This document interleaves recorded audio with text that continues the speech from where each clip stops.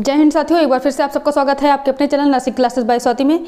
UP triple SC ANM की series में हम आ गए हैं फिर से नए क्वेश्चंस के साथ, जिसमें हम क्वेश्चंस को सॉल्व करेंगे, साथ ही उनके चारों ऑप्शंस को भी देखेंगे। इस वीडियो को हर उस बच्चे के साथ शेयर कर दीजिएगा जिसने यूपी ट्रिपल एससी एएनएम का फॉर्म डाला है, क्योंकि ये क्वेश्चन बहुत ही ज़्यादा इंपॉर्टेंट होने वाले हैं और आपकी प्रिपरेशन को एक नई उड़ान देने के लिए काफ़ी हैं। तो बिना समय गवाए आइए चलिए क्लास को शुरू करते हैं। तो आपके सामने पहला क्वेश्चन ये रहा। पहला क्वेश्चन है, पार्किंसन के लिए दवाई है या पार्किनिज्म के लिए दवाई है? पहला ऑप्शन है साल्बुटामॉल, दूसरा ऑप्शन है एड्रेनलिन, तीसरा ऑप्शन है लीवोडोपा और चौथा ऑप्शन है इंसुलिन। ऑप्शंस को ध्यान से देखते हुए आंसर कीजिएगा। साल्बुटामॉल, एड्रेनलिन या लीवोडोपा या इंसुलिन, कौन सा ऑप्शन इसमें से सही होगा? देखो, पार्किंसन डिजीज, पहले तो ये जान लेते हैं पार्किंसन डिजीज होती क्या है। क्या, कौन सी डिजीज? Parkinson disease.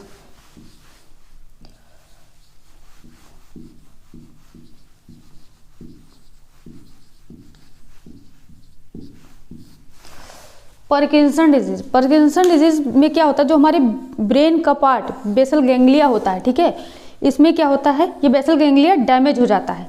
डैमेज होने की वजह से इसमें हार्मोनल डिसबैलेंस होने लगता है। जो हार्मोनल डिसबैलेंस होता है उसकी वजह से जो डोपामाइन हार्मोन होता है वो उसका सिक्रेशन बहुत ही कम हो जाता है। क्या होता है, ब्रेन में जो पार्ट है कौन सा, बेसल गैंग्लिया, उसमें क्या हो जाता है, किसी कारण से अगर डैमेज हो जाए तो क्या होगा, डोपामाइन जो हार्मोन होता है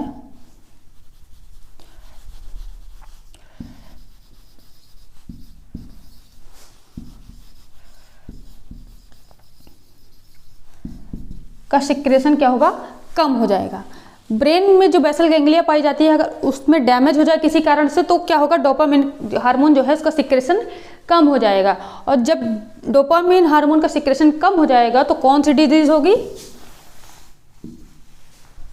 पार्किंसन डिजीज कॉज हो जाएगी। समझ आया? पूछ रहा है इसमें से पार्किंसन डिजीज को ट्रीट करने के लिए कौन सी दवाई दी जाती है, लेकिन पहले बीमारी तो जान लेते हैं कि पार्किंसन डिजीज में होता क्या क्या है।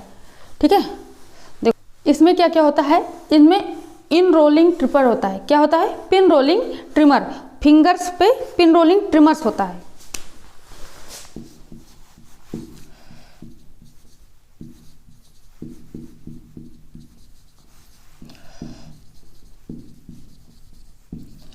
Pin rolling trimmer. अब पिन रोलिंग ट्रिमर होता क्या है, देखो आपने अक्सर करके देखा होगा, कुछ लोगों में हाथ कपकपाने की दिक्कत होती है। ऐसे ऐसे कोई काम करते तो उनका हाथ थरथराता रहता है, कपकपाता रहता है। अक्सर करके मेल्स में आपने अक्सर करके देखा होगा, उनके हाथ में कपकपाहट होती है। ठीक है, ऐसे ऐसे हाथ कांपते हैं। जिनमें पार्किंसन डिजीज कॉज हो जाता है वो उनमें या डोपामाइन का लेवल कम होता है, उनमें ऐसे ऐसे हाथ कांपते रहते हैं। बुजुर्गों में अक्सर करके आपने ये चीज़ देखी होगी, हाथ ऐसे ऐसे कांपता रहता है, तो उसको क्या बोलते हैं, पिन रोलिंग ट्रिमर बोलते हैं। क्या बोलते हैं? पिन रोलिंग ट्रिमर, मतलब कि इसमें हाथ कांपते हैं। समझ आया? फिर क्या होता है, उनमें माइक्रोग्राफी पाया जाता है। कौन सा लक्षण पाया जाता है? माइक्रोग्राफी।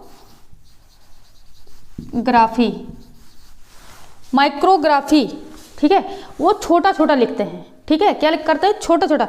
वो जो चीज़ें लिखेंगे बहुत छोटा छोटा लिखेंगे और बहुत धीरे धीरे लिखते हैं, बहुत धीरे धीरे लिखेंगे, बहुत छोटा छोटा लिखते हैं। ठीक है, उनको दिक्कत होती है लिखने में, तो उनमें क्या लक्षण पाया जाता है, माइक्रोग्राफी की दिक्कत होती है। साथ में उनको क्या पता है, ब्रेडिकाइनेसिया की दिक्कत पाई जाती है। ठीक है, ब्रेडिकाइनेसिया क्या होता है, स्लो मूवमेंट हो जाता है।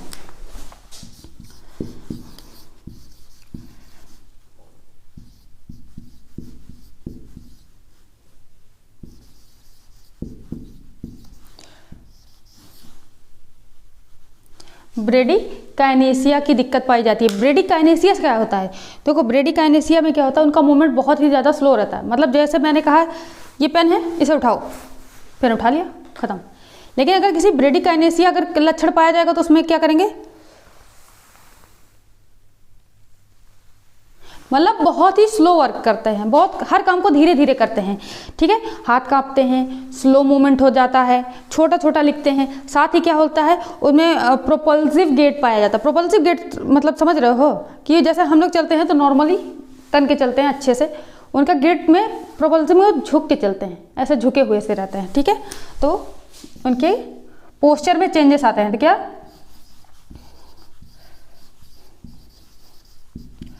प्रोपल्सिव गेट क्या होता है, इसमें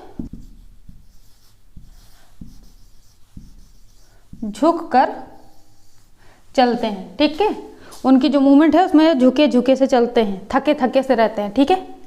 एक होता है सफलिंग गेट। सफलिंग गेट समझ रहे हो, बहुत झुक कर चलते हैं और छोटे छोटे कदमों से चलते हैं, धीरे धीरे छोटे छोटे कदमों से। तो इसमें लिख लेना सफलिंग गेट।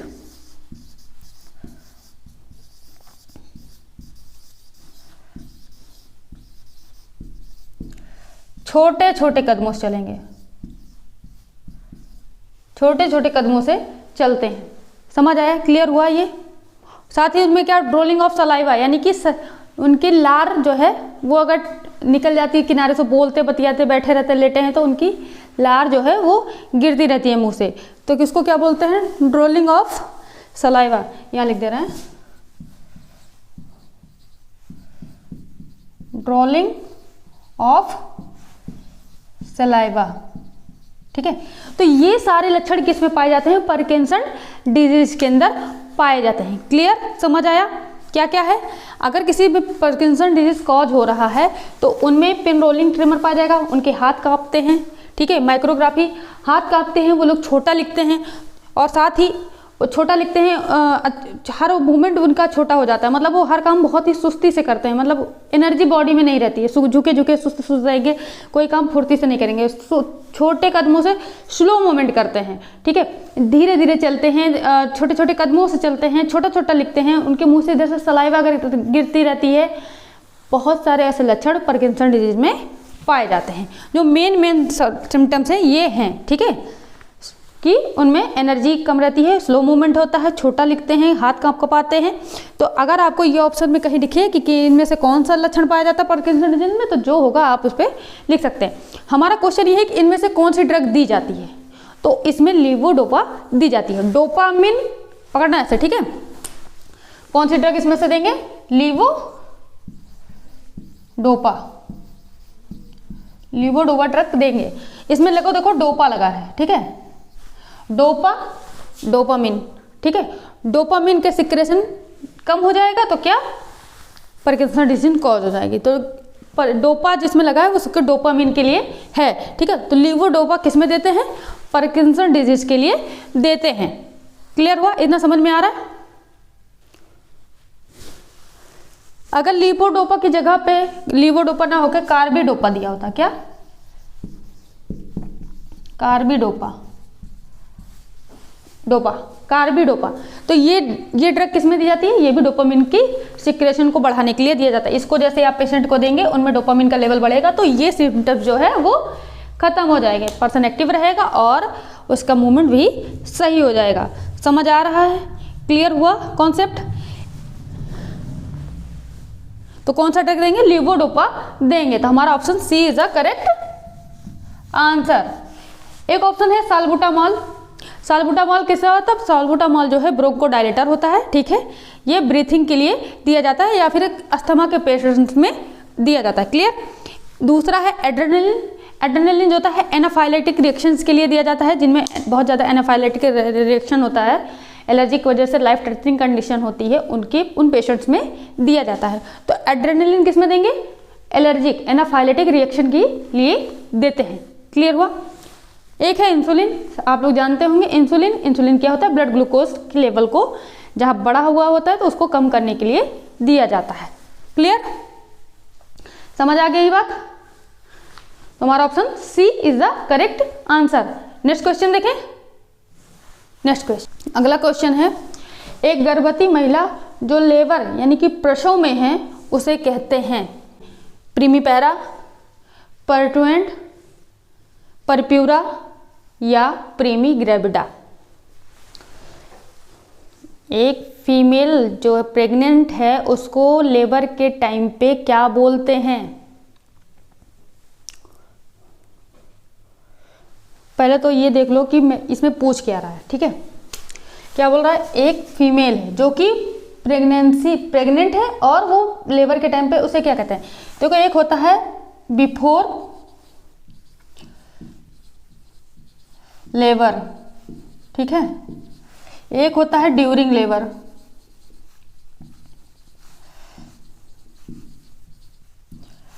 और एक होता है आफ्टर लेबर। समझ रहे हो?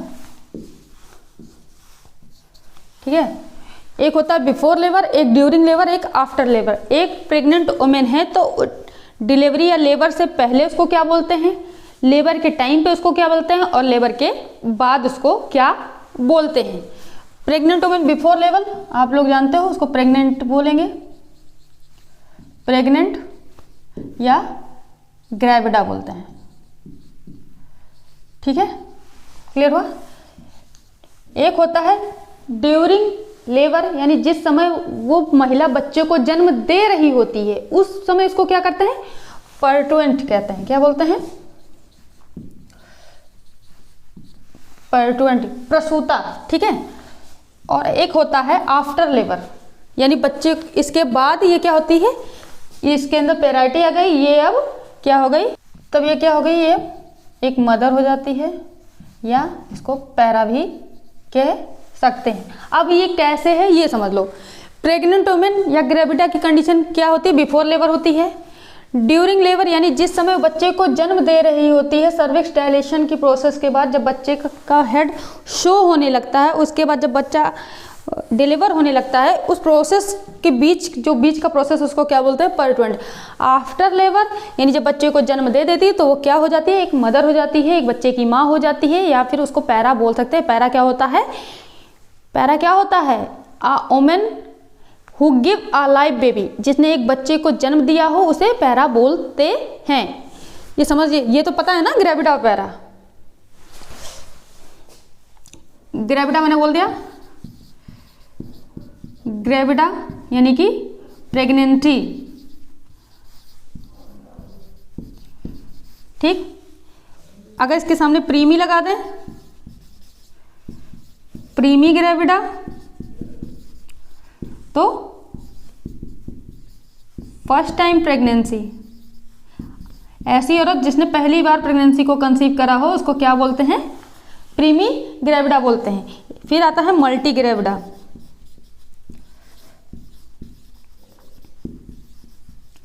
इसमें क्या होता है, 2 और मोर देन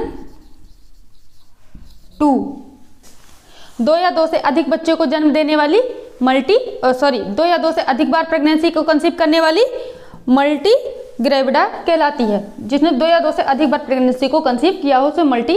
एक होता है नल्ली। ठीक है,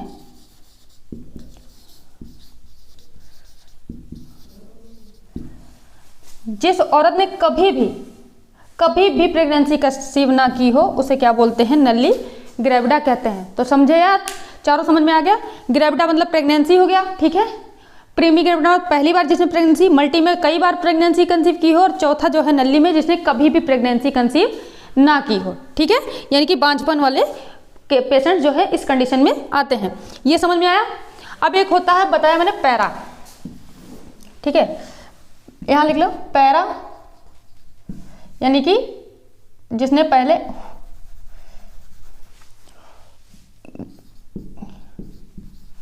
गिव बर्थ अलाइव बेबी, जिंदा बच्चे को जन्म देने वाली महिला को क्या बोलते हैं, पैरा बोलते हैं। ठीक है, प्रीमी पैरा, इसमें भी प्रीमी लगा दो। प्रीमी मतलब क्या होता है, पहला। तो पहली बार जिसने जिंदा बच्चे को जन्म दिया हो, मैं जिंदा बच्चा क्यों बोल रही हूं ये भी समझ में आएगा। ठीक है, एक ऐसी वुमेन जिसने पहली बार जिंदा बच्चे को जन्म दिया हो उसे क्या बोलते हैं, प्रीमी पैरा बोलते हैं। ठीक है, एक होता है मल्टी पैरा। मल्टी माने बहुत बार, 2 या 2 से अधिक बार जिसने बच्चे को जन्म दिया हो उसे क्या बोलते हैं, मल्टीपैरा। और फिर वही सेम कंडीशन एक आता है नल्लीपैरा। नल्लीपैरा इसमें एक बार, इसमें 2 या 2 से अधिक बार, और एक आता नल्ली जिसने कभी भी क्या प्रेगनेंसी तो कंसीव करी है लेकिन कभी भी जिंदा बच्चे को जन्म या जीवित बच्चे को जन्म नहीं दिया हो, उसे नल्लीपैरा बोलते हैं। अब समझ में आया? पैरा मतलब क्या होता है, जिसने जिंदा बच्चे को जन्म दिया हो। प्रीमीपैरा मतलब जिसने पहली बार एक बच्चे को जन्म दिया हो, जिंदा बच्चा हो। दूसरा मल्टीपैरा जिसने कई बार 2 या 2 से अधिक बार बच्चे को जन्म दिया हो। और एक होता है नल्लीपैरा कि जिसने कभी भी किसी जिंदा बच्चे को जन्म ना दिया हो, जीवित बच्चा ना हो, उसे क्या बोलते हैं, नल्लीपैरा। नल्लीपैरा समझ आ रहा ना, मतलब प्रेग्नेंट हुई है वुमेन पर बच्चा जो डिलीवर हुआ है वो अलाइव नहीं है, ठीक है, वो डेथ हो या मिसकैरेज हो, कुछ भी हो, उसने प्रेगनेंसी कंसीव करी, that's mean C is a gravida. अगर उसने उसको जन्म नहीं दिया, किसी कारण उसका बच्चा डेथ कर गया, तो वो उसे किसमें, उसकी कोई बच्ची नहीं, कोई संतान नहीं, तो उसको नल्लीपैरा में काउंट करते हैं। और कभी प्रेगनेंसी ही ना कंसीव की हो तो उसे नल्ली ग्रेविटा बोलते हैं। ये कॉन्सेप्ट क्लियर हुआ? तो हमारा आंसर क्या हो जाएगा, ड्यूरिंग लेबर क्या बोलते हैं, पर्टुएंट बोलते हैं।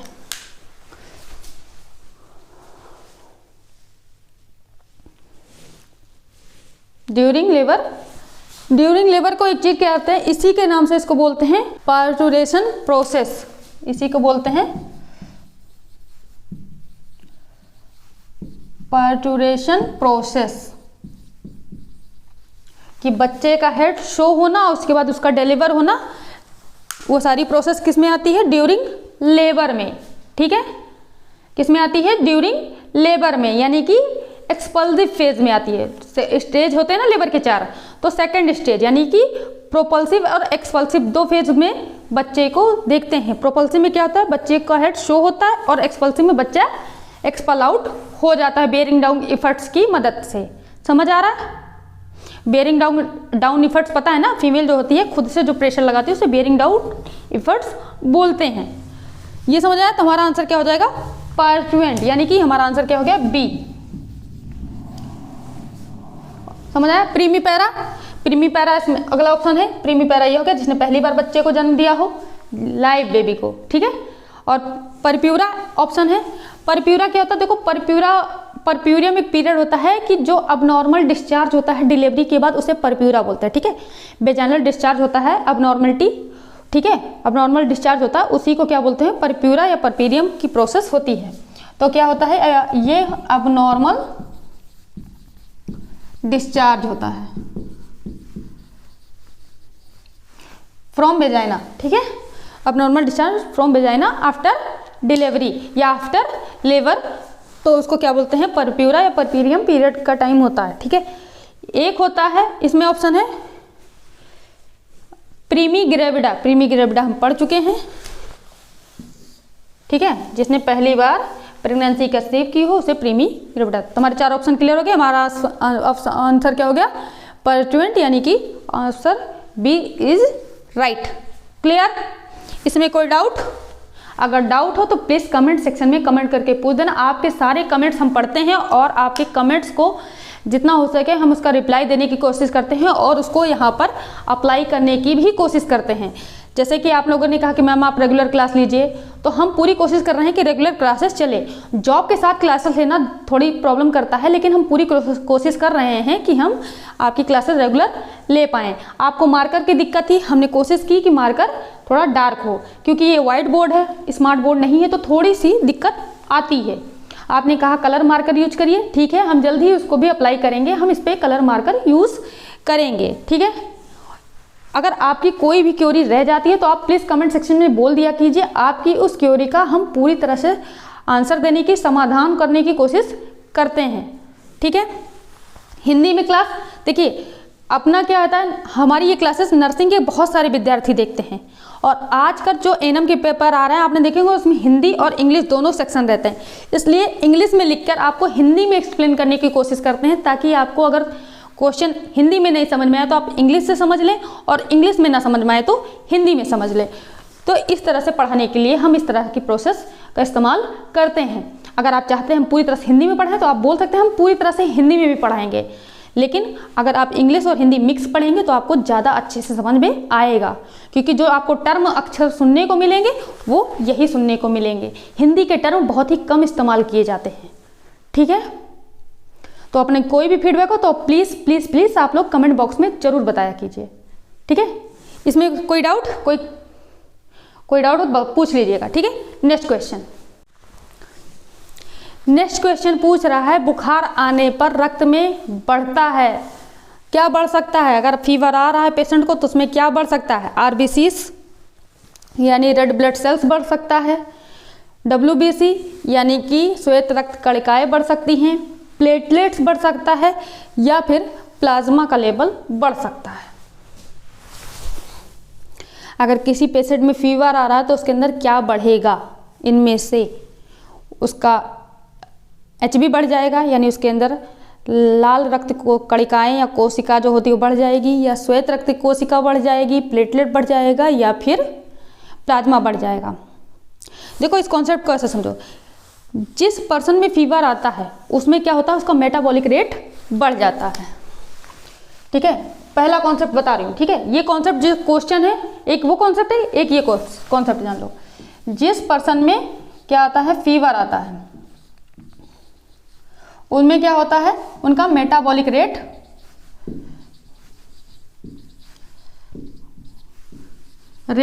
बढ़ जाता है। जब मेटाबॉलिक रेट बढ़ेगा तो उसमें क्या होगा, क्या होता है, उसमें वाटर का लॉस होने लगता है, हीट बढ़ती है ना बॉडी की, और मेटाबॉलिक रेट बढ़ जाता है तो क्या होता है, लॉस ऑफ वाटर, जिसकी वजह से पेशेंट में क्या देखा जाता है, डिहाइड्रेशन देखा जाता है,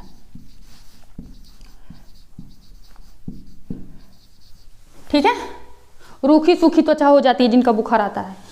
ये एक कॉन्सेप्ट एक होता है क्या बढ़ जाएगा। देखो दूसरा कॉन्सेप्ट ये है, अगर किसी में पर्सन में बुखार आ रहा है, फीवर आ रहा है, तो उनमें मतलब कि किसी कारण से आ रहा होगा, ठीक है, इन्फेक्शन के कारण या किसी भी कारण से बुखार आ रहा होगा। तो इन्फेक्शन तब बढ़ता है जब फीवर आ रहा है, और इन्फेक्शन बढ़ने पे क्या बढ़ जाता है,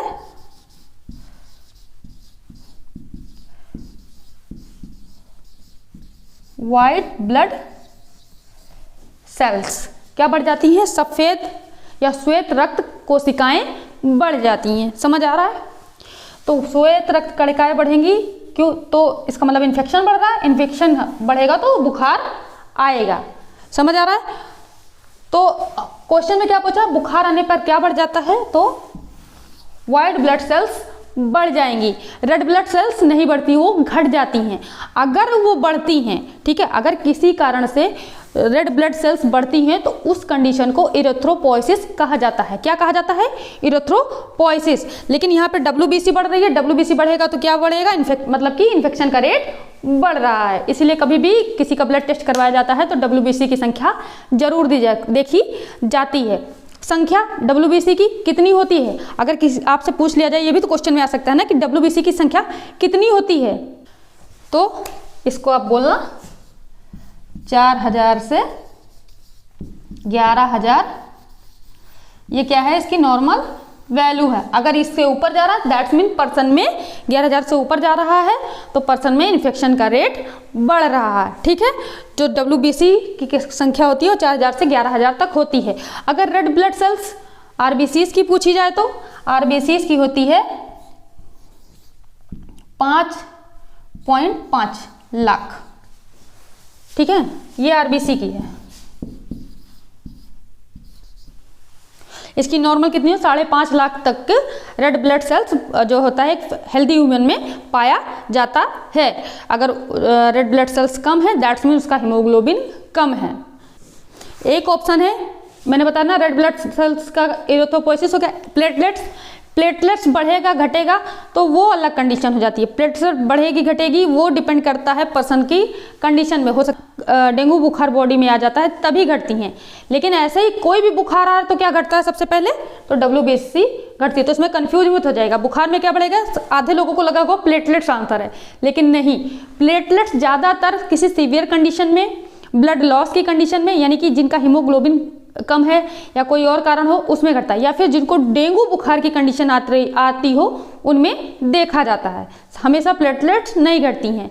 लेकिन सिंपल सा ये, किसी भी बुखार को उठा के ले लिया कि कोई भी बुखार आ रहा है तो बुखार आएगा तो क्या घटेगा या क्या बढ़ेगा, WBC की संख्या बढ़ती है। ठीक है, इन्फेक्शन बढ़ जाता है, इन्फेक्शन के कारण जो बुखार आता है उसमें ये जो है ऊपर जाती है। अगर पर्टिकुलर कोई बुखार का, जैसे डेंगू बुखार लिख के पूछ रहा है या कोई और बुखार का ऑप्शन दे रहा है, तब आप प्लेटलेट्स पे आंसर करना। ठीक है, प्लाज्मा बढ़ता घटता नहीं, प्लाज्मा में चेंजेस होते हैं। ठीक है, प्लाज्मा में क्या होता है, चेंजेस होता है।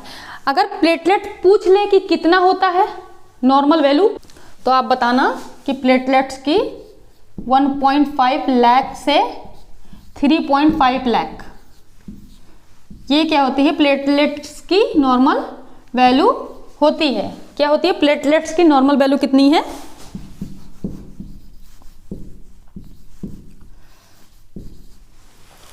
1.5 लाख से 3.5 लाख तक का नॉर्मल वैल्यू होता है। और वाइट ब्लड सेल जो होता है 4000 से 11000 तक की जो होता है वो नॉर्मल वैल्यू होता है। RBCs कितना होता है, वो 5.5 लाख तक का जो है उसका नॉर्मल वैल्यू होता है। प्लेटलेट्स जो होता है बढ़ते घटता नहीं, उसमें चेंजेस आते हैं प्लाज्मा में। ठीक है, सॉरी, प्लाज्मा में चेंजेस आते हैं। ये क्लियर हुआ। एक होता है, एक इसमें छूट रहा है, आप याद कर लो, WBC की टाइप्स कौन कौन से WBCs होते हैं।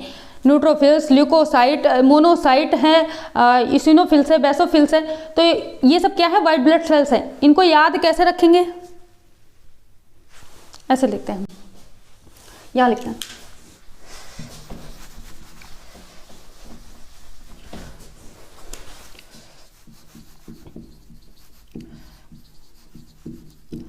न्यूट्रोफिल्स,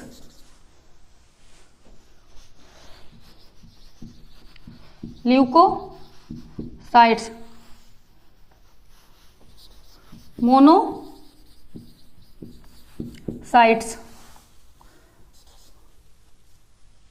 और कौन सा, 5 होते हैं ना, न्यूट्रोफिल्स, ल्यूकोसाइट, मोनोसाइट, एक होता है बेसोफिल्स, एक होता है इसिनोफिल्स,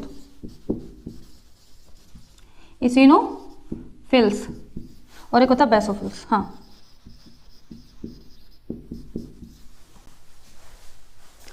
ठीक है, ये WBCs हैं सारी की सारी। ठीक है, न्यूट्रोफिल्स, ल्यूकोसाइट, मोनोसाइट, इसिनोफिल्स या बेसोफिल्स। अब इसको याद कैसे करेंगे,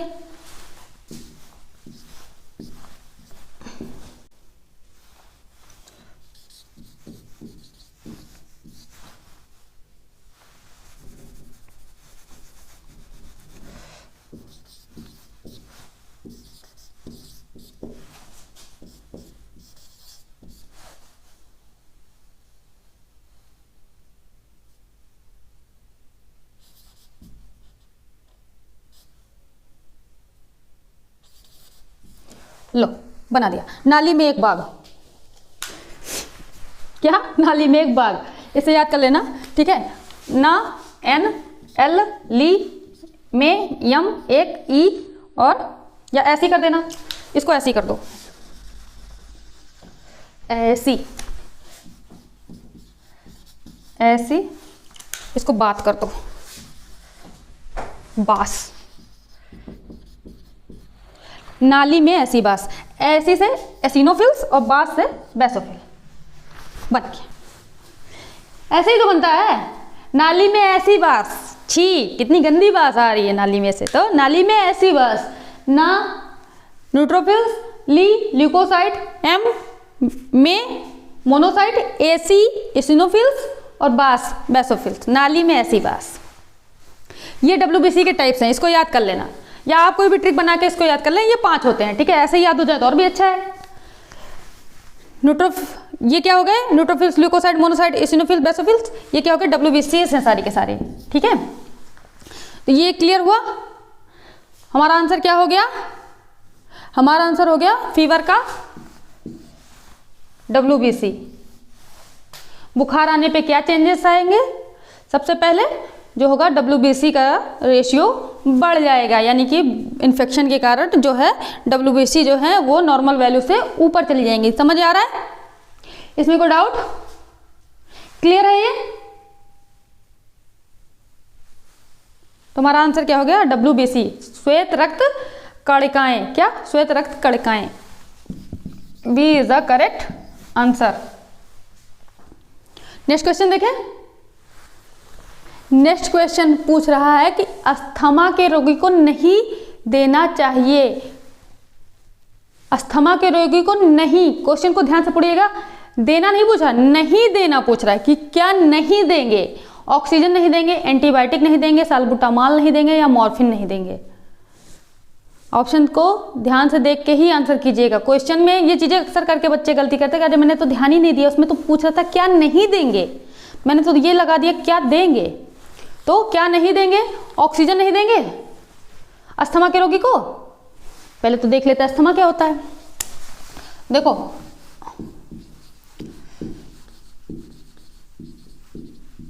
अस्थमा जो होता है ये ब्रीथिंग की दिक्कत होती है इसमें, ठीक है, सांस लेने में दिक्कत होती है पेशेंट को। सबसे कॉमन अस्थमा कौन सा होता है? Allergic asthma. सबसे कॉमन अस्थमा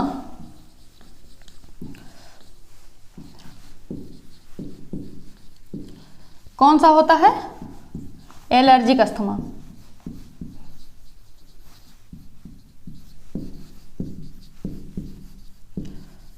अब ये एलर्जिक अस्थमा क्या होता है? किसी भी एलर्जी के कारण जब पर्सन के अंदर अस्थमा की कंडीशन कॉज होती है या हो जाती है, पनप जाती है, तो उसे क्या बोलते हैं? एलर्जिक अस्थमा बोलते हैं। इसमें क्या होगा? एलर्जिक अस्थमा में क्या क्या लक्षण आएंगे?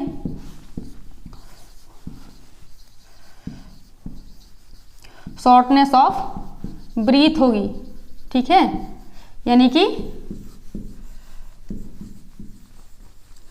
डिस्निया की कंडीशन पेशेंट में बन जाएगी, ठीक है। डिस्निया की कंडीशन होगी तो उसको क्या होगी? डिफिकल्टी इन ब्रीथिंग, सांस लेने में दिक्कत होगी।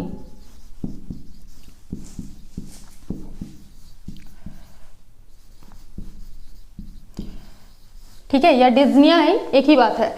क्या हो गई?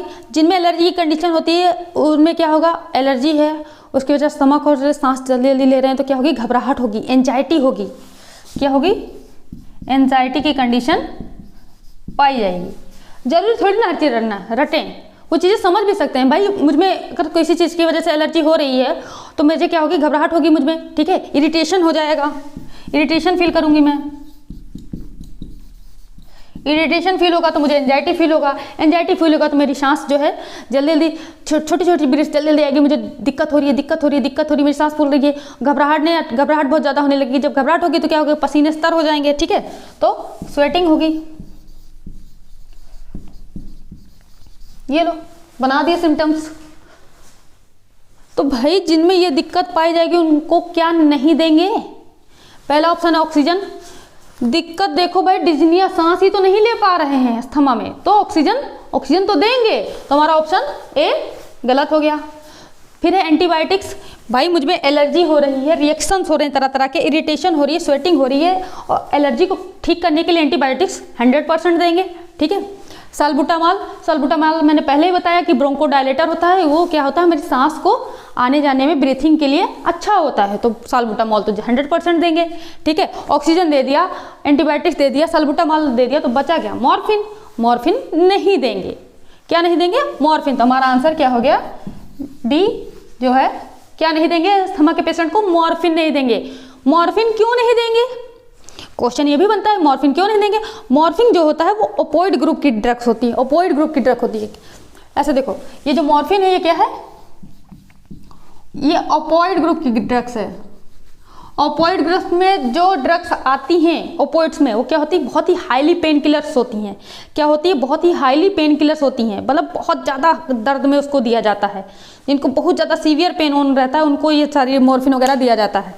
भाई जब पेन किलर अगर तुम दे दोगे अस्थमा के पेशेंट्स को, तो पेन किलर देने पे क्या होता है? रेस्पिरेटरी डिप्रेशन होता है। मॉर्फिन देंगे तो क्या होएगा पेशेंट में? रेस्पिरेटरी डिप्रेशन होगा, उसका डिप्रेस हो जाएगी सांस, मतलब जिसकी सांस फूल रही होगी या किसी कारण से ब्रीथिंग जो है वो बहुत स्लो हो जाएगी। और अस्थमा के पेशेंट की अगर तुम सांस जो है डिप्रेस कर दोगे, वो तो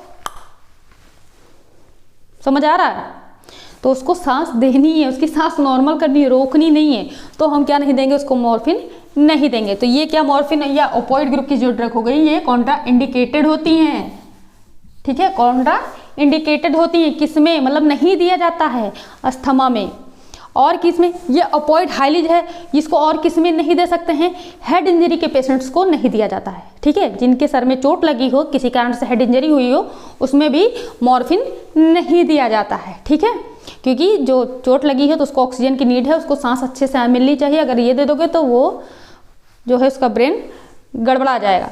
फिर किसमें और नहीं दे सकते हैं, पैनक्रियास के पेशेंट में, जिनको पैनक्रियाटाइटिस की दिक्कत होती है उनमें भी नहीं दिया जाता है। क्यों, अगर पैनक्रियाटिस, जब पैनक्रियास में इन्फ्लामेशन रहेगा, किसी कारण से सूजन आएगी, अगर तुम मॉर्फिन दे दोगे तो उसमें क्या होगा, स्पाज्म की कंडीशन क्रिएट कर देगा ये, ठीक है, उसमें कॉन्ट्रैक्शन की कंडीशन फील करा देगा, उसको कॉन्ट्रैक्शन फील करा देगा तो क्या होगी, दिक्कत बढ़ जाएगी। तो पैनक्रियाटिस के पेशेंट में नहीं दिया जाता। तो हमारा आंसर क्या हो गया, D is a correct answer. इनमें से क्या नहीं देंगे, अस्थमा के पेशेंट्स को, अस्थमा के पेशेंट को मॉर्फिन नहीं देंगे। क्लियर, इसमें कोई डाउट? नेक्स्ट क्वेश्चन आपके सामने फिर से एक बहुत ही बेहतरीन क्वेश्चन है कि बर्न के रोगी को प्रारंभ के यानी स्टार्टिंग के 24 घंटों में प्रयोग होने वाला द्रव है। यानी कि अगर कोई पर्सन है या कोई पेशेंट है जो जला हुआ है, उसको स्टार्टिंग के 24 घंटों में क्या चढ़ाएंगे। बर्न के रोगी को फ्लूइड के ऊपर रखा जाता है ना, उसको लगातार फ्लूइड्स दिए जाते हैं, आईवी फ्लूइड दिया जाता है ना, तो पहले 24 घंटे में उसको क्या देंगे। ऑप्शन है ब्लड चढ़ा देंगे, मैंने पहले बता दिया आईवी फ्लूइड्स चढ़ाया जाता है तो ब्लड तो होगा नहीं। फिर है प्लाज्मा, ब्लड नहीं तो प्लाज्मा नहीं, ठीक है। तीसरा ऑप्शन है रिंगर लैक्टेट यानी कि आरएल। जी हाँ, हम क्या देंगे, आरएल चढ़ाएंगे पेशेंट में, क्या देंगे, आरएल,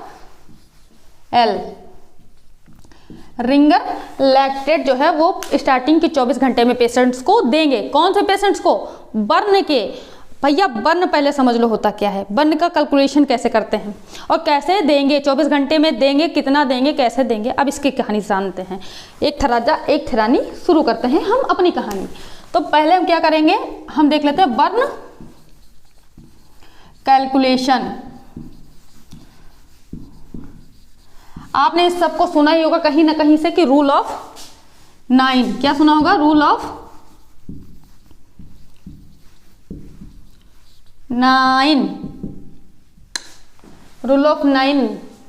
ये रूल ऑफ 9 क्या होता है, अब इसको ऐसे समझो, बुला लिया हमने फिर से, ये बैठे बैठे बोर हो रहा था, ये हो गया अपना लड्डू, ठीक है, इसकी गर्दन हो गई, छोटा सा बनाएंगे, ये अपना लड्डू का बॉडी हो गया, ये उसके पैर हो गए, ये इसका हाथ हो गया,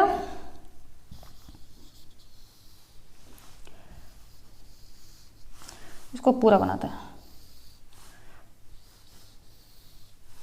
ठीक है, ये कान हो गया,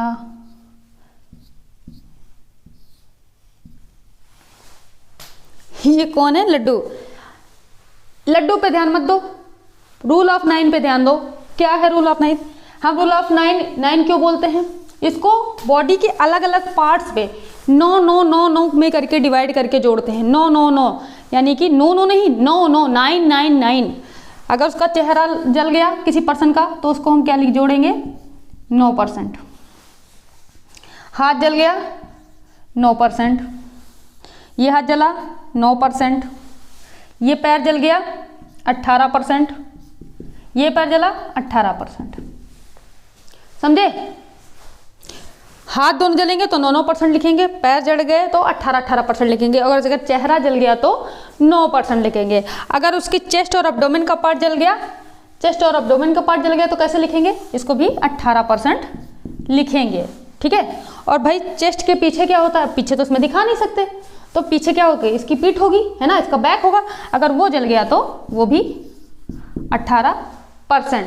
मतलब बॉडी का जो पार्ट जितना जला रहेगा उसको परसेंटेज के हिसाब से देखेंगे। उसके बाद बचा क्या, इसका perineal area, okay tata bye bye वाली एरिया, ठीक है। अगर ये जला तो सब खत्म, ओके टाटा बाय बाय। उसको कितना लेते हैं, उसको 1% लेते हैं, बहुत नाइंसाफी है, ठीक है। ये समझ आया, इसको बोलते हैं रूल ऑफ 9। कैसे, 18 18 18 18 9 9 9। 18 दूनी 36, ये कितना हो गया 18 + 18 36 हो गया, 18 18 ये भी 36 हो गया, यानी कि ये 72 हो गया। फिर ये 18 आ गया, यानी कि ये हो गया 18 इसमें जोड़ेंगे तो ये हो जाएगा 90, और ये 9 99, और ये 10 100, ठीक है। इसमें 9 और 1 जोड़ देंगे तो ये टोटल कितना हो गया 100 हो गया। 100% का ऐसे निकालते हैं, बॉडी के अलग अलग पार्ट्स को हम ऐसे जोड़ के निकाल लेते हैं कि ये पार्ट्स अगर हाथ जल गया है तो 9% है, 9% जला बर्न है, बर्न पेशेंट हुआ है 9% है, तो उसको किस हिसाब से हम IV फ्लूइड्स देंगे, ठीक है। ये समझ रहा, रूल ऑफ 9 समझ आ गया ना। अब हम देखते हैं कि किस हिसाब से फ्लूइड्स देंगे। अगर ये हमारा पर्सन, ये हमारा लड्डू है, जल, इसको किसी वजह से जल, भगवान ना करे जल जाए, अगर किसी वजह से ये जल जाए तो उसको कैसे फ्लूइड चढ़ाएंगे, उसका फॉर्मूला देखेंगे। तो उस फॉर्मूले को क्या बोलते हैं, उसको बोलते हैं पार्कलैंड फॉर्मूला। क्या बोलते हैं, जिस हिसाब से हम फ्लूइड चढ़ाते हैं उसको क्या बोलते हैं, पार्कलैंड फॉर्मूला बोलते हैं। इसमें क्या होता है, इसमें होता है 4 ml into total body surface into body weight, इसे बोलते हैं पार्कलैंड फॉर्मूला। इसी फार्मूले को लगा के बर्न के मरीज को IV फ्लूइड्स चढ़ाए जाते हैं। हमने क्या बोला था, RL। चलो 1 मिनट के लिए मान लेते हैं, इस फॉर्मूले का इस्तेमाल कर ही लेते हैं, ठीक है। इस मान लेते हैं कि हमारा कोई लड्डू है वो 50% जल गया है। कितना जल गया है, तो ये हो गया 4 ml फ्लूइड, ठीक है। टोटल कितना जल गया था, टोटल बॉडी सरफेस का 50%, ठीक है। उसका वजन कितना ले लेते हैं, मान लो लड्डू है 25 किलो का। कितने किलो का है, 25 किलो का। इस फॉर्मूले को लगा के आप तुरंत निकाल लेना कि उसको कितना बॉडी फ्लूइड देंगे, ठीक है। ये समझ आ गया ना, फॉर्मूले को इस्तेमाल करना। 4 ml है तो 4 ml हमने वैसे लिख लिया। टोटल बॉडी हमने कहा था, मान लेते हैं हमारा पेशेंट जो है 50% जला हुआ है, तो हमने 50% लिख लिया। उसका वजन भाई 25 हो या 65 किलो का यहाँ लिख लेना, इसको कैलकुलेट कर लेना, जितना आंसर आएगा उतना IV फ्लूइड्स देंगे। लेकिन उसको किस हिसाब से देंगे, इस जितना यहाँ आंसर आएगा आपका, ठीक है, उसमें भी 2 पार्ट्स कर देना ऐसे। स्टार्टिंग के 24 घंटे, सॉरी 8 घंटे, स्टार्टिंग के 8 घंटे, 16 घंटे कि स्टार्टिंग में जो इतना हमारा आंसर आ रहा है उसका 50% पहले चढ़ा देंगे, और उसके बाद 16 घंटे में बाकी 50% चढ़ा देंगे। मतलब स्टार्टिंग के 8 आवर्स में जितना हमारा आंसर आया है उसका 50% हम IV फ्लूइड पूरा चढ़ा देंगे। 8 घंटे के बाद 16 घंटे तक बाकी का बचा हुआ जो फ्लूइड होता है वो हम चढ़ाएंगे, ठीक है। 16 घंटे के बाद ये होता है निकालने का बर्न का प्रोसेस, ठीक है। तो सबसे पहले 24 घंटे में हम क्या देंगे, उसको RL देंगे, उसकी कितना परसेंटेज बर्न हुआ इसके हिसाब से देंगे। कौन से फार्मूले से लगा के देंगे, पार्कलैंड फॉर्मूले से लगा के देंगे। और बर्न कैसे निकालेंगे, रूल ऑफ 9 का यूज करके बर्न की कंडीशन पेशेंट की पता करेंगे। जो हम फार्मूला लगा के जो हमारा जितना फ्लूइड कैलकुलेट होके आएगा, मान लेते हैं कि अगर 1500 आ रहा है हमारा आंसर, इस पर मत जाना, ठीक है, ये ऑप्शन है, ठीक है। 1500 आ रहा है तो 1500 का आधा कितना होता है, 750। तो 750 हम पहले चढ़ा देंगे 8 घंटे में, उसके बाद जो बचा हुआ 750 है उसको बाकी के आगे के 16 घंटों में चढ़ाएंगे। समझ आया, इसमें कोई डाउट है। बर्न के मरीज को क्या देंगे, 24 घंटे में, स्टार्टिंग में 24 घंटे में RL हम देंगे। कैसे पता करेंगे कितना बर्न हुआ है, रूल ऑफ 9 के थ्रू हम पता करेंगे, ठीक है। कितना फ्लूइड देना है ये कैसे पता करेंगे, उसके लिए हम पार्कलैंड फॉर्मूले का इस्तेमाल करेंगे। क्लियर, ये समझ आ गया। तो हमारा आंसर क्या हो गया, सी इज द करेक्ट आंसर, ठीक है। नेक्स्ट क्वेश्चन, अगला क्वेश्चन देखना, पूछ रहा है जीभ के नीचे दी जाने वाली दवाई के तरीके को कहते हैं। यानी किसी पर्सन को जो ये दवाई दी जा रही है, जो जीभ के नीचे दी जा रही है, उसको क्या बोलते हैं? टॉपिकल, सबक्यूटेनियस, इंट्राडर्मल या सबलिंगुअल। अगर किसी पर्सन को दवाई दी जा रही है जीभ के नीचे से तो उसको क्या बोलते हैं? टॉपिकल बोलेंगे? टॉपिकल नहीं बोलते। देखो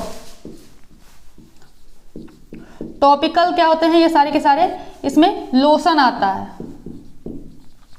क्रीम आती है, ऑइंटमेंट आता है, ठीक है। लोशन हो गया, क्रीम हो गया, ऑइंटमेंट। कहीं तुम जल गए, ऊपर सरफेस पे तुमने लगाया, स्किन सरफेस पे जो चीजें अप्लाई कर रहे हो, ठीक है, बॉडी के सरफेस पे जो चीजें इस्तेमाल कर रहे हो तो उसे क्या बोलते हैं? टॉपिकल बोलते हैं। वो टॉपिकल ड्रग्स हो जाती हैं, ठीक है। वो कौन सा रूट हो गया? टॉपिकल रूट हो जाता है। उसमें क्या, जैसे लोशन है, लोशन लगा लिए, लगाते हैं ना, मॉइस्चराइजर वगैरह लगा लिया, कहीं जल गए कट गए तो कोई क्रीम अप्लाई कर दी, ठीक है। ऑइंटमेंट्स लगा रहे हैं, वो सब क्या हो गया? टॉपिकल चीजें हो गई। तो हमारा ऑप्शन ए गलत हो गया। दूसरा है सबक्यूटेनियस। सबक्यूटेनियस तो आप जानते हो क्या होता है। सबक्यूटेनियस में इंजेक्शन लगाते हैं कितने डिग्री पर? 45 डिग्री एंगल पे जो है हम जो है इंजेक्शन को लगाते हैं, उसको क्या बोलते हैं? सबक्यूटेनियस मसल्स में जो इंजेक्शन लगता है उसे सबक्यूटेनियस इंजेक्शन या सबक्यूटेनियस रूट बोलते हैं। कितने डिग्री पे लगता है? 45 डिग्री पर लगता है, ठीक है। 45 डिग्री के एंगल पे जो इंजेक्शन लगता है वो सबक्यूटेनियस होता है, ये तो पता है ना? हाँ, तब ठीक है। सबक्यूटेनियस हो गया। एक है इंट्राडर्मल, दूसरा इंट्राडर्मल।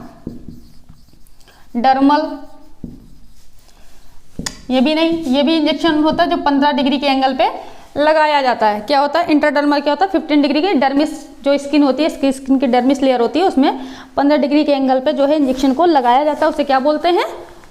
इंट्राडर्मल बोलते हैं, ठीक है। समझ आ गया? तो बचा क्या? सब लिंगुअल। इसमें क्या बचा? सब लिंगुअल।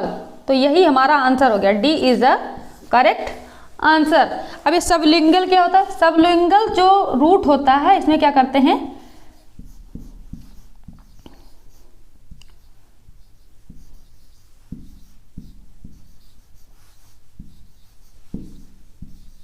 ठीक है, बिलो टंग, जीभ के नीचे से दवाई दी जाती है। अब जीभ के नीचे से दवाई क्या करते हैं? इसमें जो दवा होती है उसको क्या करते हैं? यहाँ टंग के नीचे रख देते हैं, कुछ ही सेकंड्स में वो दवा पूरी बॉडी में फैल जाती है बहुत ही फास्ट तरीके से। तो उस रूट को क्या बोलते हैं? सबलिंगुअल रूट या सबलिंगुअल तरीका बोलेंगे। इसमें क्या होता है? अब कौन सी दवा देंगे? इसमें जो दवा देखते हैं उसको बोलते हैं एनटीजी। एनटीजी नहीं, एनटीजी। एनटीजी यानी कि नाइट्रोग्लाइसरीन, ठीक है, नाइट्रोग्लाइसरीन। नाइट्रोग्लाइसिन क्या होता है? जो नाइट्रोग्लाइसरीन होता है ये क्या होता है? ये वैसोडायलेटर होता है। वैसोडायलेटर होता है, समझ आ गया? वैसोडायलेटर्स वाली ड्रग्स किस में दी जाती हैं?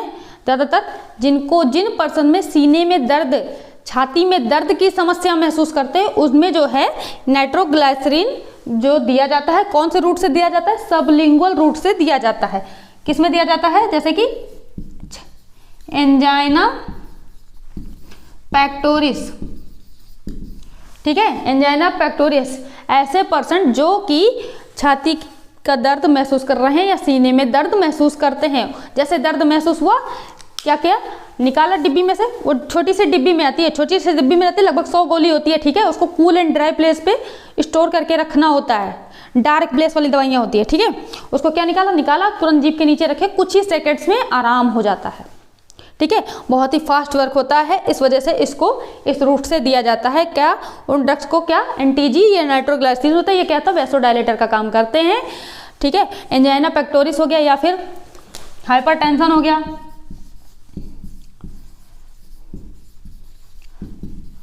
ठीक है। ऐसे पेशेंट्स में जो है इस रूट से दवाइयाँ दी जाती हैं। ऐसे रूट से दवाई देने पर इनका क्या होता है? फास्ट अब्जॉर्प्शन होता है, ठीक है, फास्ट अब्जॉर्प्शन होता है। और कौन कौन से रूट से अगर आप दवाई दोगे तो जल्दी फास्ट जो है जल्दी वर्क करेंगी? आईवी रूट से। देखा होगा ना, किसी पेशेंट में बहुत ज़्यादा दर्द है, कोई दिक्कत हो रही है, उसको क्या करो, इंजेक्शन दे दो। कौन से रूट से दे दो? आईवी रूट से दे दो। बहुत ही तेज़ी से आराम हो जाता है, बहुत ही जल्दी पेशेंट्स को क्या हो जाता है, आराम होता है। या फिर इन्हेलेशन है ना, भाप से देते हैं।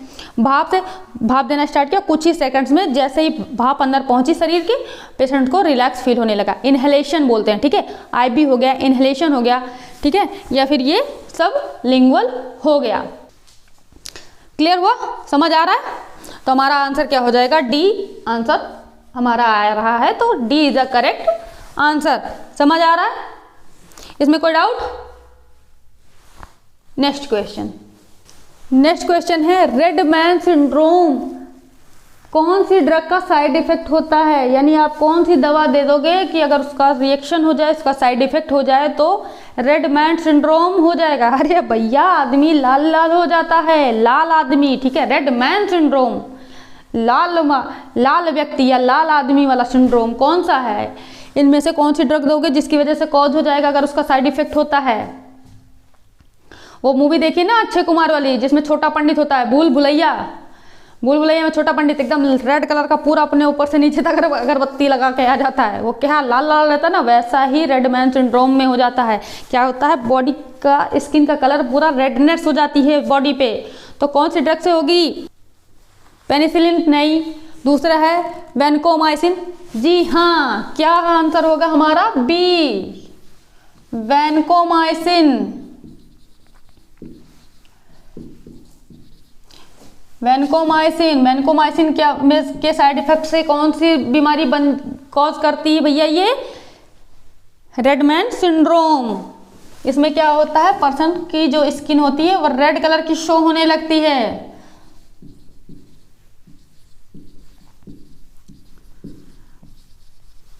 अरे ये रेड ही रेड है, और भी होता है, एक होता है ग्रे बेबी सिंड्रोम, ठीक है। तो हमारा आंसर बी हो गया। एक ऑप्शन देख लेना, ऐसे जान लो जनरल नॉलेज के लिए। एक होता है grey baby syndrome,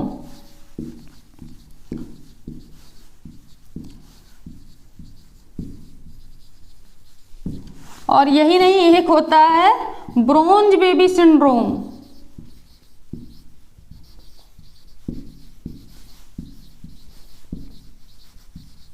bronze baby syndrome भैया जी, लालम लाल है, लाल की बहार है, रेड मैन सिंड्रोम है, ठीक है। एक होता है ग्रे बेबी सिंड्रोम। ये जो ग्रे बेबी सिंड्रोम होता है, ये किससे होता है? जो ग्रे बेबी सिंड्रोम होता है, ये किसकी, कौन से ड्रग के साइड इफेक्ट से होता है?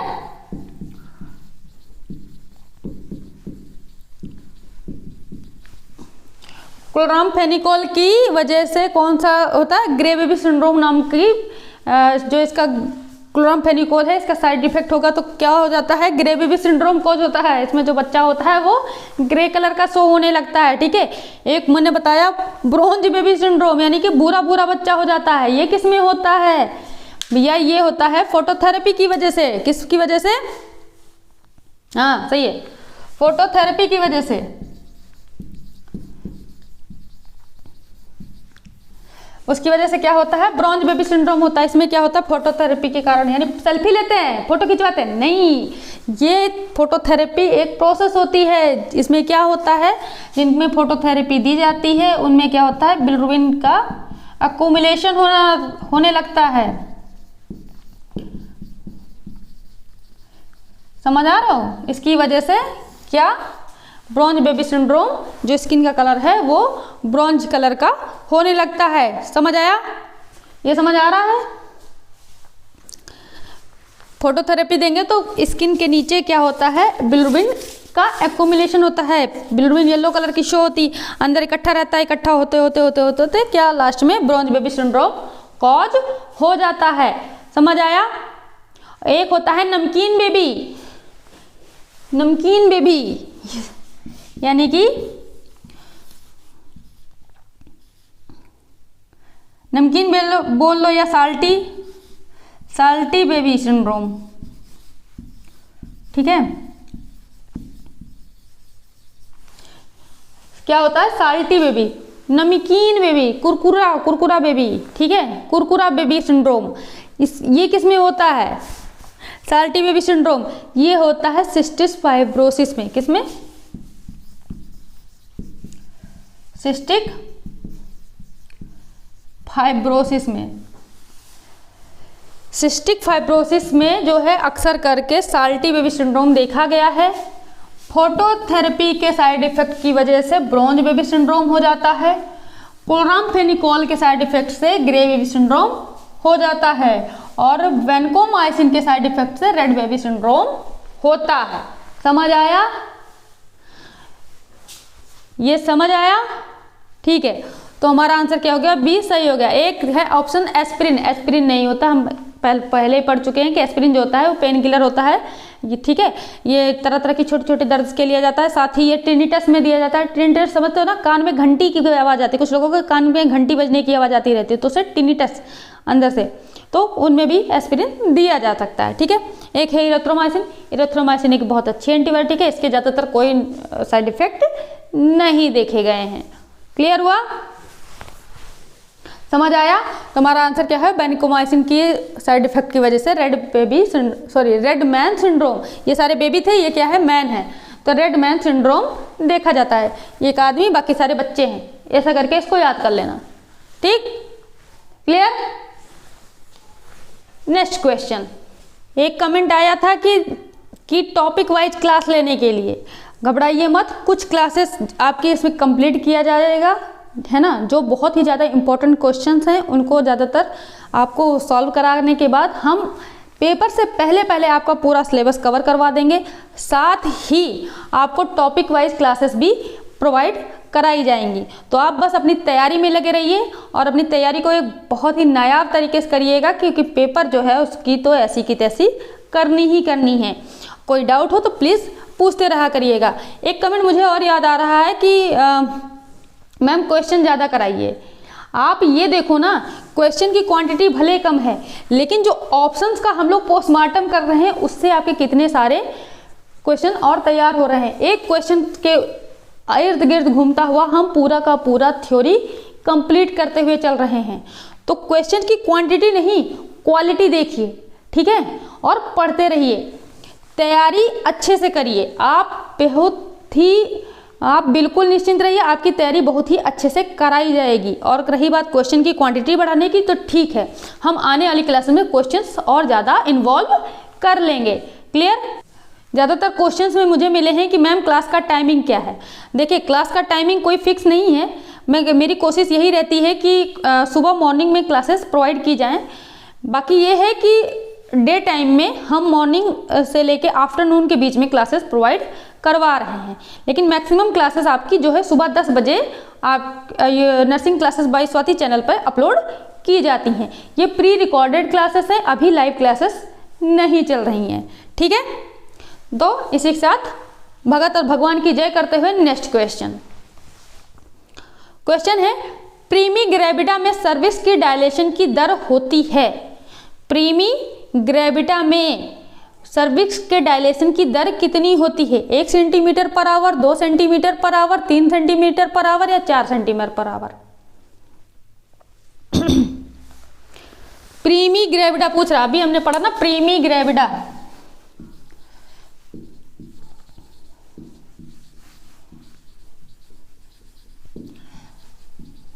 प्रीमी ग्रेविडा यानी कि वो वुमन जो पहली बार प्रेग्नेंट हुई हो। ग्रेविडा बोले तो प्रेगनेंसी, पहली बार प्रेगनेंसी है किसी महिला की, जो पहली बार बच्चे को जन्म देने जा रही है, उसमें सर्विक्स की डायलेशन यानी कि फर्स्ट स्टेज ऑफ लेबर की दर कितनी होती है? 1 सेंटीमीटर, 2 सेंटीमीटर, 3 सेंटीमीटर या 4 सेंटीमीटर? इसको तो पहले ऐसे देखते हैं। प्रीमी ग्रेविडा है, देखो जो सर्विक्स का डायलेशन होता है, जो फर्स्ट स्टेज ऑफ लेबर होती है, वो 3 फेजेस में कंप्लीट होती है। कितने फेजेस में? 3 फेजेस में। कौन कौन सी? एक लेटेंट फेज होता है, एक एक्टिव फेज होता है और एक होता है ट्रांजिशन फेज।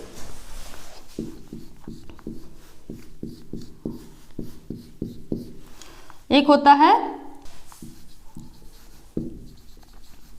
लेटेंट फेज, एक होता है एक्टिव फेज और एक होता है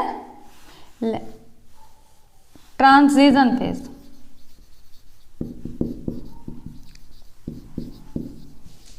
ठीक है, जो सर्विक्स का डायलेशन है, क्या सर्विक्स का डायलेशन है वो कितने 3 फेजेस में कंप्लीट होती हैं, लेटेंट फेज, एक्टिव फेज और ट्रांजिशन फेज।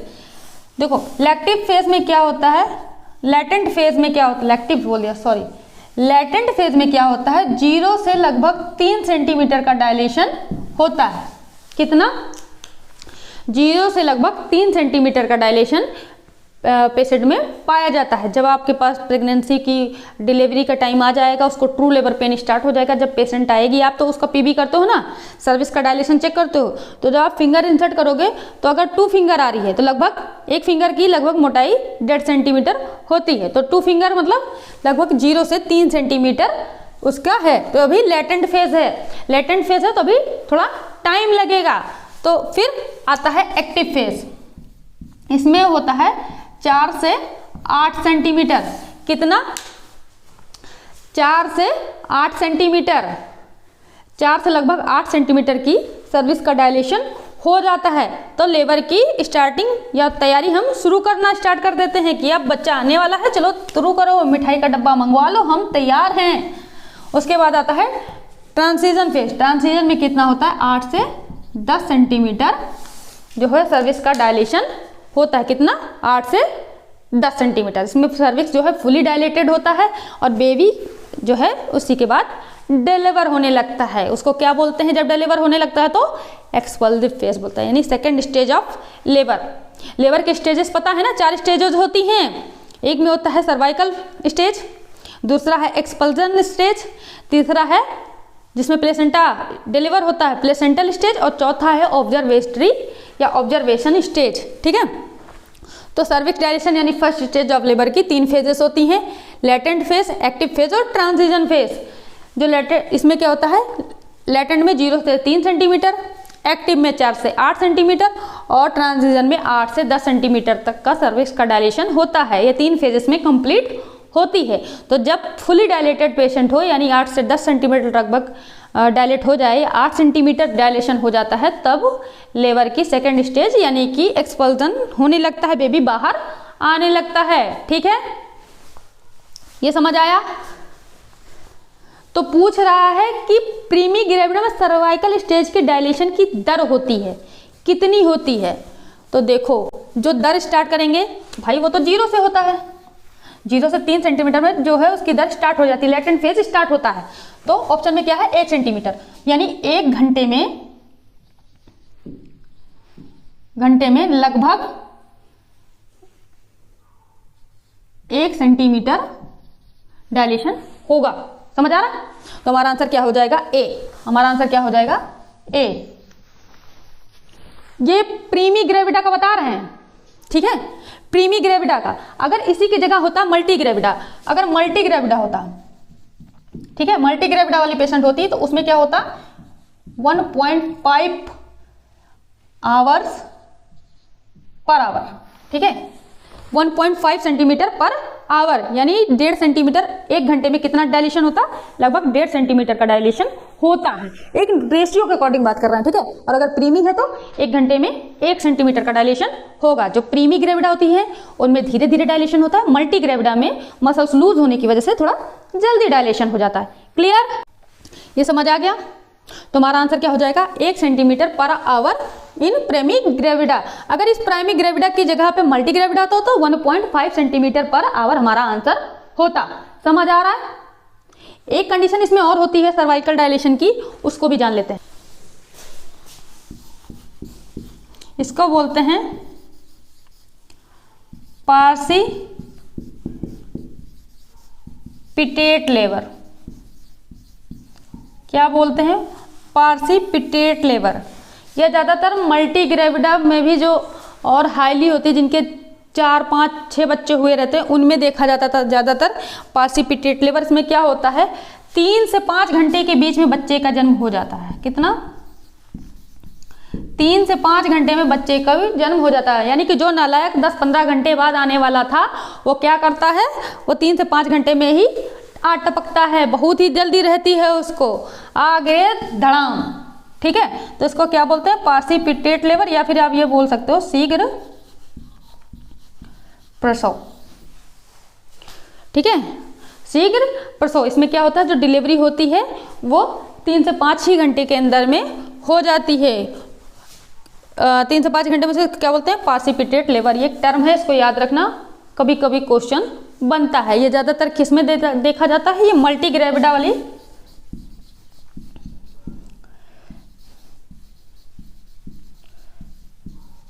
इसमें मल्टी ग्रेविडा वाली में पेशेंट्स में ज़्यादातर ये देखा जाता है, जिनके 4, 5, 6 बच्चे हो जाते हैं तो उनमें ये कंडीशन अक्सर करके देखी जाती है। क्लियर, ये समझ आ गया ना। नेक्स्ट क्वेश्चन पे ध्यान दीजिएगा। पूछ रहा है गुर्दे के रोग से होने वाला ओडिमा, ओडिमा यानी कि जल शोध सबसे पहले कहाँ पर दिखाई देता है। यानी किसी पर्सन के अंदर अगर एडिमा की कंडीशन हो रही है तो सबसे पहले उसकी बॉडी पे कहाँ शो होगी, चेहरे पर, पेट पर, हाथ पर या पैर पर। किसके, गुर्दे की यानी किडनी के रोग अगर हो रहा है किसी पर्सन में तो सबसे पहले उसके सिम्टम्स कहाँ आएंगे।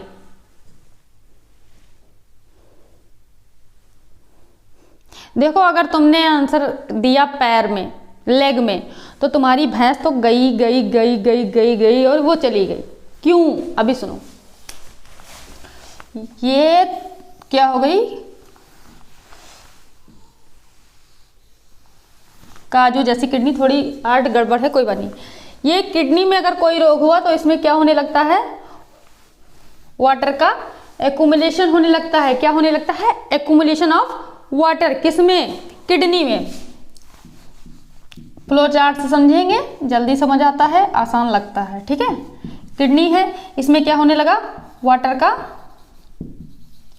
एक्यूमुलेशन यानी कि पानी भरने लगा।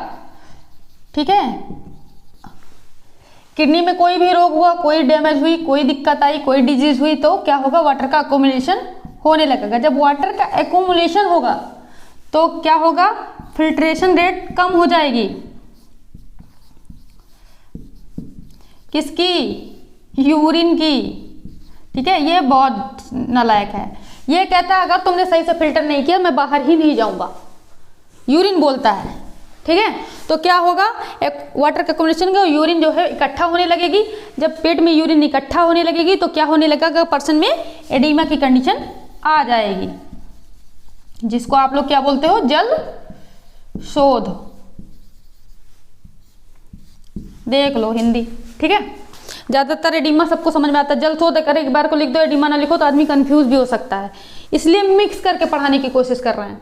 ठीक है, ध्यान दो, एडिमा की कंडीशन हो जाएगी, किडनी का एक्यूमुलेशन अगर वाटर हुआ, किडनी में फिल्ट्रेशन रेट घटा, यूरिन का एक्यूमुलेशन हुआ, एक्यूमुलेशन अगर यूरिन का होगा, यूरिन रुक रुक के होगी तो क्या होगा, एडिमा की कंडीशन आने लगेगी। सबसे पहले एडिमा कहाँ आएगा, समझे, कहाँ, चेहरे पे। तेरे चेहरे में वो जादू है, चेहरे पे जादू चलेगा, एडिमा आएगा कहाँ, पेरी ऑर्बिटल में, पेरी ऑर्बिटल में आएगा।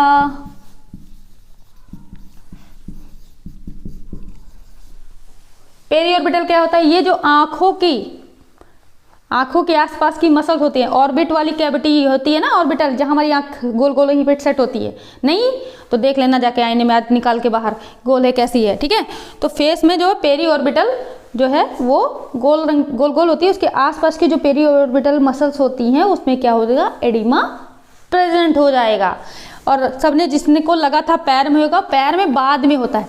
जब पूरी बॉडी का होने लगता है, एडिमा बढ़ने लगता है तो क्या होता है, ग्रेविटी फोर्स के कारण पैरों पे जोर आने लगता है, लोड बढ़ने की वजह से फिर बाद में पैरों पे स्वेलिंग आ जाती है लास्ट में। ठीक है, अगर पैरों में स्वेलिंग आ गई मतलब तुम्हारी लुटिया डूब चुकी है, तुमने बहुत देर कर दी है, तुम्हें और पहले जांच करवानी चाहिए थी। ठीक है, तो सबसे पहले कहाँ दिखेगा, पहला सबसे लक्षण हमारे चेहरे पे दिखेगा। ठीक है, फेस पे एडिमा प्रेजेंट होने लगता है, यहाँ पर पफिनेस जैसा रहेगा, आंखों के चारों ओर एडिमा सूजन रहेगी। ठीक है, abdominal में नहीं होगा। देखो abdominal में अगर एक्युमुलेशन होने लगता है या एडिमा प्रेजेंट होता है तो ज़्यादातर लीवर की वजह से होता है।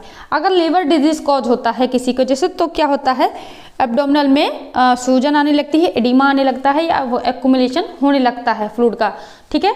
तो वो ज़्यादातर लीवर के मरीजों में देखा जाता है। हाथ में जब ये स्वेलिंग बढ़ने लगेगी तो पूरी बॉडी में स्वेलिंग धीरे धीरे आने लगेगी, तो हाथ और पैर में भी सूजन आ जाती है। तो किडनी का अगर एक्युमुलेशन वाटर का रुका या किडनी रोग में सबसे पहले किडनी रोग में सबसे पहले जलशोध या एडिमा कहाँ देखने को मिलेगा, तो हमारे फेस पे देखने को मिलेगा। तो हमारा राइट आंसर क्या हो गया, ए। समझे, समझ आया, नहीं आया, कुछ भी डाउट रहा प्लीज कमेंट करके ना, मैं इन क्वेश्चंस को दोबारा से आपको समझाऊंगी, ठीक है। बेहिचक आप क्वेश्चंस करिए, ठीक है। ये समझ आ गया ना, इसमें कोई डाउट? आगे देखें, नेक्स्ट क्वेश्चन। अगला क्वेश्चन पूछ रहा है पेरी ऑपरेटिव केयर में आता है, पेरी ऑपरेटिव केयर में आता है क्या क्या,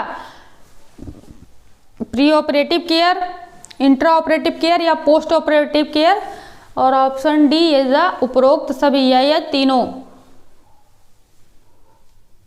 समझ तो तुम गए ही होगे। पेरी ऑपरेटिव केयर पूछ रहा है, देखो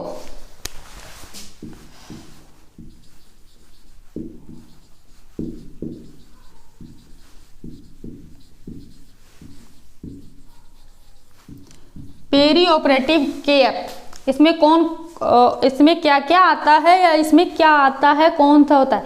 देखो जो पेरी ऑपरेटिव केयर होता है इसमें 3 स्टेजेस होती हैं। कितनी होती हैं, 3।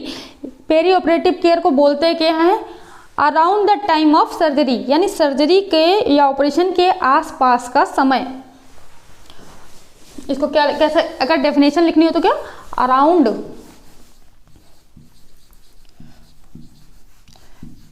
द टाइम ऑफ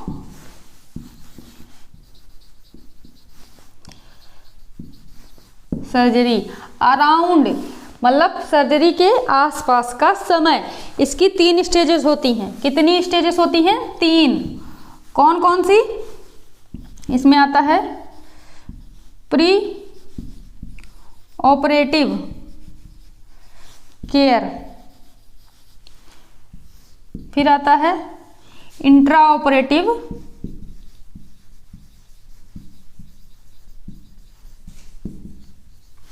केयर, और इसमें 3rd स्टेज आती है post operative care.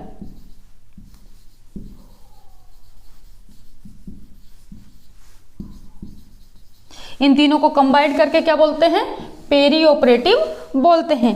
Peri operative care यानी ऑपरेशन से पहले, इंट्रा ऑपरेटिव मतलब ऑपरेशन के दौरान, और पोस्ट ऑपरेटिव मतलब ऑपरेशन के बाद। ये तीनों कंडीशन किस में आती हैं, पेरी ऑपरेटिव केयर में आती हैं। समझ आ रहा है, पेरी में आ गया बिफोर, इंट्रा में आ गया ड्यूरिंग, और पोस्ट में आ गया आफ्टर। समझ आया। एक चीज जान लो, इसमें जो पोस्ट ऑपरेटिव होता है इसमें लैटरल पोजीशन देते हैं ज़्यादातर पेशेंट को। क्यों देते हैं, एस्पिरेशन को रोकने के लिए, ठीक है। अगर पेशेंट को लैटरल पोजीशन नहीं देंगे तो पेशेंट अगर कुछ खा पी रहा है तो क्या करेगा, कहीं ऐसा ना हो कि उसके लंग्स में चला जाए, गैग रिफ्लेक्स जो होता है वो सही से वर्क ना करे और पेशेंट के लंग्स में चला जाए या उसकी जो है विंड पाइप में चला जाए, एयरवे में चला जाए, तो क्या होगा, उसकी वजह से आगे चल के उसको लंग्स में इन्फेक्शन होने के चांसेस रहते हैं। हमने पढ़ा था ना गले का चौकीदार, क्या, गैग रिफ्लेक्स कौन होता है, वेगस नर्व होती है।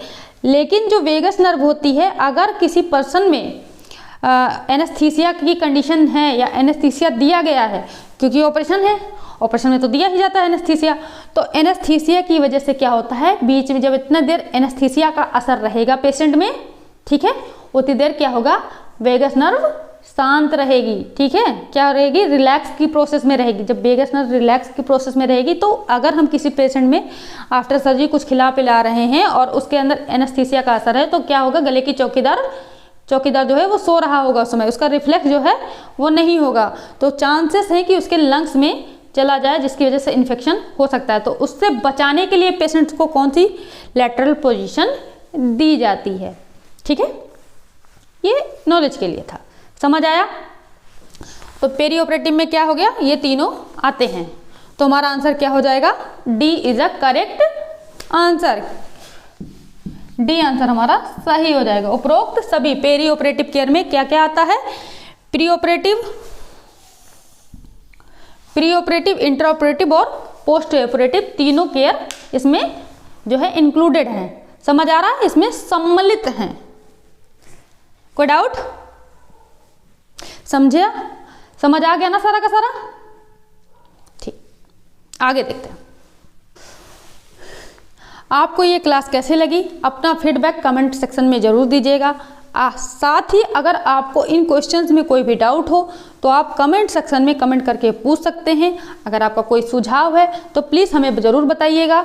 साथ ही अगर आप इस चैनल पर पहली बार आए हैं तो प्लीज़ चैनल को सब्सक्राइब कर दीजिएगा।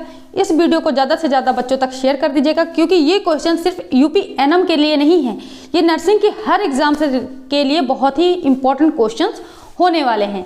साथ ही वीडियो को लाइक कर दीजिएगा और कल आपसे फिर मुलाकात होगी। तब तक के लिए जय हिंद।